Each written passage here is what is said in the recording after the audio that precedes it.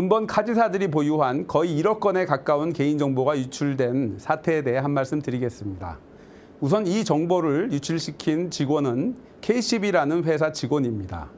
KCB는 2003년도 카드 돌려막기 대란 사태 후 그런 사태 방지를 위해 설립된 회사입니다. 여러 카드사 고객의 통합 정보를 관리하고 신용 등급을 책정하는 기능을 하므로 이 회사의 직원이 아무런 제재 없이 각 카드사의 시스템 부서를 방문하고 데이터를 가져나가는 게 가능했었다는 것입니다. 그러나 이 회사 직원은 결국 2천만 원 정도를 받고 고객 정보를 팔아버렸고 그게 현재의 개인정보 유출 사태의 내막입니다.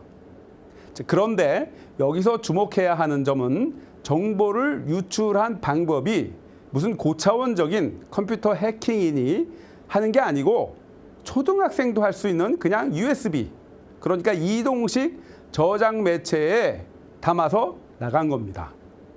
거기 담당자한테 집에 가서 작업해야 하니까 담아서 가겠다고 유유히 허락까지 받고 나간 겁니다. 이런 데이터는 기본적으로 마케팅용으로 사용됩니다. 여러분들 많이 받으시는 스팸이나 전화가 여기를 기반으로 한 것입니다. 그러므로 이 데이터로 타인을 칭하여 돈을 빼내거나 온라인 거래를 하거나 하는 소위 2차 피해는 대단히 발생하기 어려워요. 즉 우리나라에는 이러한 마케팅용 데이터를 사고 파는 데이터 장물아비가 존재합니다. 이들이 KCB 직원 같은 정보 유출자에게 정보를 사서 대체로 몇 단계 더 팔고 사는 단계를 거친 후 마케팅이 필요한 회사에 들어가는 것입니다. 우리나라에서 단지 남의 카드 번호와 유효기간, 심지어는 주민번호까지 알아도 결제되는 곳 없습니다. 카드 비밀번호나 카드 뒷면에 CVC 번호를 알아야 합니다.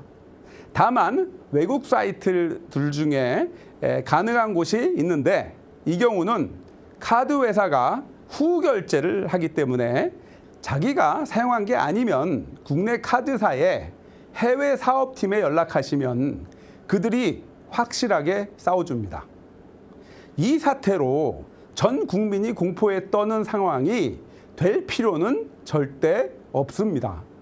실제로 개인정보를 탈취하여 돈을 강탈하는 게 목적인 경우는 인터넷을 통해 스파이웨어를 뿌린다든가의 방식으로 누가 훔쳐갔는지 모르게 합죠.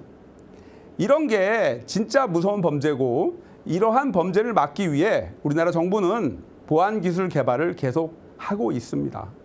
끝으로 이런 정보 유출을 하였을 경우 현행 처벌이 7년 이내 징역 또는 5천만 원 이내 벌금으로 되어 있어 솔직히 2천만 원 받고 파는 게 수지가 안 맞은데도 불구하고 실행을 했죠. 이 사태를 계기로 10년 이내 1억 원 벌금으로 개정한다는데 제가 볼 때 벌금형을 없애버려야 좀 무서워하지 이 정도 처벌로 근절되기 어렵다고 봅니다. 또 이 데이터를 이용한 회사에겐 과징금을 매출 1%까지 물린다 하는데 이것도 그 데이터가 여러 번 세탁을 해서 들어오기 때문에 회사는 이 데이터의 불법성을 알 수 없는 경우가 많아 법의 효력이 별로 없을 수 있습니다. 자, 그럼 어느 놈을 때려잡아야 진짜 이 문제를 해결할까요? 제 생각엔 그건 중간상인 데이터 작물업자입니다. 형법에도 도둑도 처벌하지만 장물아비도 강력히 처벌합니다. 불법 데이터를 사고 팔아 먹고 사는 데이터 장물아비를 때려잡아야죠. 그런데 제가 볼 땐 현행이나 개정될 법엔 이 장물아비에 대한 처벌은 없습니다.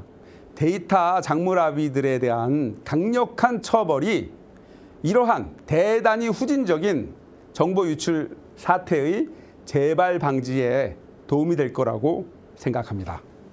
감사합니다.